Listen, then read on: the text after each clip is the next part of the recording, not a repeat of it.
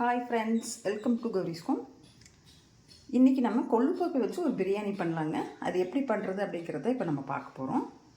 வாங்க எப்படி பண்ணுறதுன்னு பார்ப்போம். நான் ஏற்கனவே ஒரு 100 கிராம் கொள்ளுப்பருப்பு எடுத்து நல்லா ஒரு நாள் ஃபுல்லாக ஊற வச்சு நைட்டு ஊற வச்சு காலையில் முளைக்கட்டி வச்சுட்டேன். இப்போ இந்த மாதிரி நல்லா முளைச்சி வந்துருச்சு. நான் 2 நாள் விட்டுட்டேன், அதனால் நல்லா முளைச்சி வந்துருச்சு. இதுக்கு ஒரு டம்ளர் அரிசி, 1க்கு அரை கணக்கு. 1 டம்ளர் அரிசி அப்படின்னா இப்போ 1 டம்ளர் அரிசி எடுத்து ஊற வச்சுருக்கிறேன். சாப்பாட்டு அரிசி, புழுங்கல் அரிசி. 1 டம்ளர் அரிசிக்கு அரை டம்ளர் கொள்ளுப்பருப்புங்க. இப்போ எப்படி செய்கிறது அப்படிங்கிறத நம்ம பார்ப்போம். இதுக்கு ஒரு நார்மல் சைஸில் ஒரு 2 வெங்காயம் கட் பண்ணி வச்சுருக்கிறேன். சின்ன தக்காளி 2 கட் பண்ணி வச்சுருக்கிறேன். இது பிரிஞ்சி இலை, பட்டை, கிராம்பு, ஏலக்காய். பட்டை ஒரு 2 துண்டு, ஏலக்காய் ஒரு 4, ஏலக்காய் 2, கிராம்பு 4, பிரிஞ்சி இலை 2 எடுத்துருக்கிறேன். தாளிக்கிறதுக்கு வரமிளகாய் எடுத்துருக்கிறேன், ஒரு 2 எடுத்துருக்கிறேன். பத்தலைன்னா காரத்துக்கு நம்ம போட்டுக்கலாம். பூண்டு ஒரு 8 பல் எடுத்து நச்சு வச்சுருக்கிறேன். அதே மாதிரி இஞ்சி கொஞ்சம் எடுத்து நச்சு வச்சுருக்கிறேன். பேன் வச்சாச்சு, கல்லெண்ணெய் ஊற்றிருக்கிறேன். ரொம்ப காயில், கொஞ்சம் மீடியமாக காஞ்சிருக்குது. இப்போ நான் அந்த பிரிஞ்சி இலையை போட்டுக்கிறேன். அதே மாதிரி பட்டை, கிராம்பு, ஏலக்காய் அதையுமே நான் போட்டுக்கிறேன். போட்டாச்சு. அடுத்தது கட் பண்ணி வச்சுருக்கிற வெங்காயத்தை போட்டுக்கலாம். வெங்காயம் போட்டாச்சு.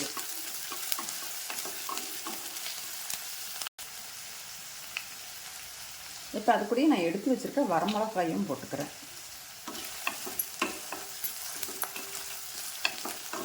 பதக்குவோம் நல்லா.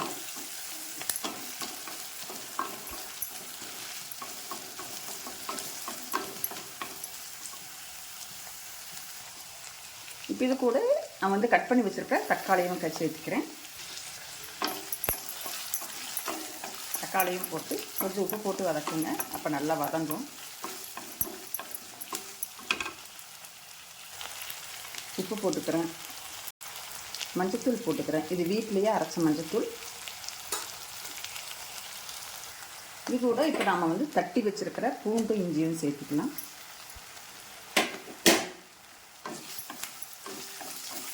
அதையும் போட்டு நல்லா வதக்குவோம்.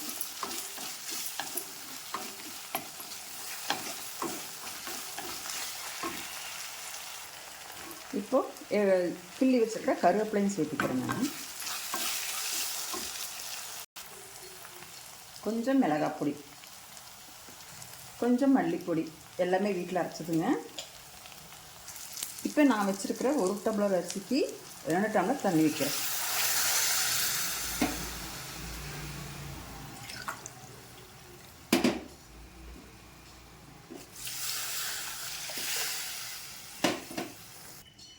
பருப்பு ஒரு அரை டம்ளர் போட்டிருக்கிறோம், கொள்ளுப்பருப்பு. அதுக்கு 1 டம்ளர் தண்ணி வைக்கிறேன். மொத்தம் 3 டம்ளர் வச்சுருக்கிறேன்.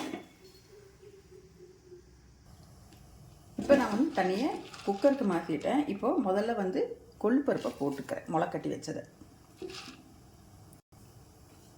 ஏன் அப்படின்னு கேட்டிங்கன்னா, கொள்ளுப்பருப்பு கொஞ்சம் வேகறதுக்கு லேட் ஆகும் இல்லையா, அதனால் முன்னால் ஒரு கொதி விட்டுடலான்னு சொல்லி போட்டிருக்கிறேன். ஒரு கொதி வரட்டும். இப்போ கொள்ளுப்பருப்பு ஒரு கொதி வந்தாச்சு. ஸ்டவ்வை சிம்மில் வச்சுட்டு அரிசியை போட்டுக்கலாம்.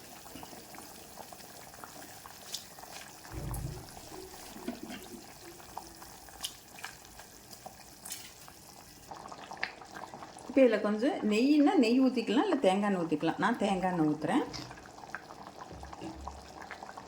இது கூட கொத்தமல்லியும் புதினாவும் கொஞ்சம் போட்டுக்கலாம். இப்போ இதை இப்படி அடிப்பிடிக்காமல் இருக்கிறதுக்கு இப்படி ஒரு கிண்டி வச்சு ஒரு 3 விசில் விட்டு எடுப்போம். 3 விசில் விட்டாச்சு. கேஸ் ரிலீஸ் ஆகிடுச்சு. இப்போ சாப்பாடு திறந்து பார்க்கலாம். எப்படி இருக்குன்னு பார்த்துருமா?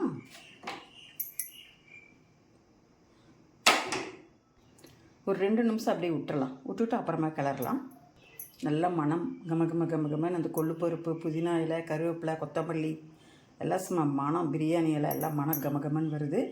ஒரு 2 நிமிஷம் அது ஆகட்டும். அந்த வெளி காற்று இருக்கும் இல்லையா, அப்சர்வ் ஆகட்டும். அப்புறம் பார்ப்போம்.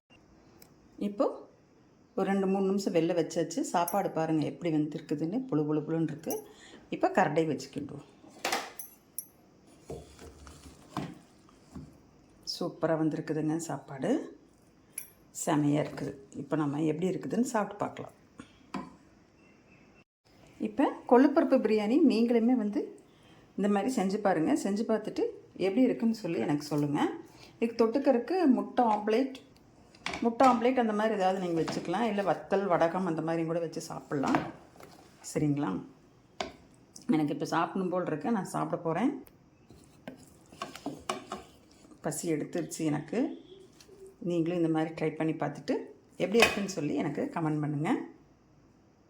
இந்த வீடியோ பிடிச்சிருந்ததுன்னா எனக்கு லைக் பண்ணுங்கள், ஷேர் பண்ணுங்கள். கௌரிஸ் கோம் சேனலை சப்ஸ்கிரைப் பண்ணிவிட்டு பாருங்கள்.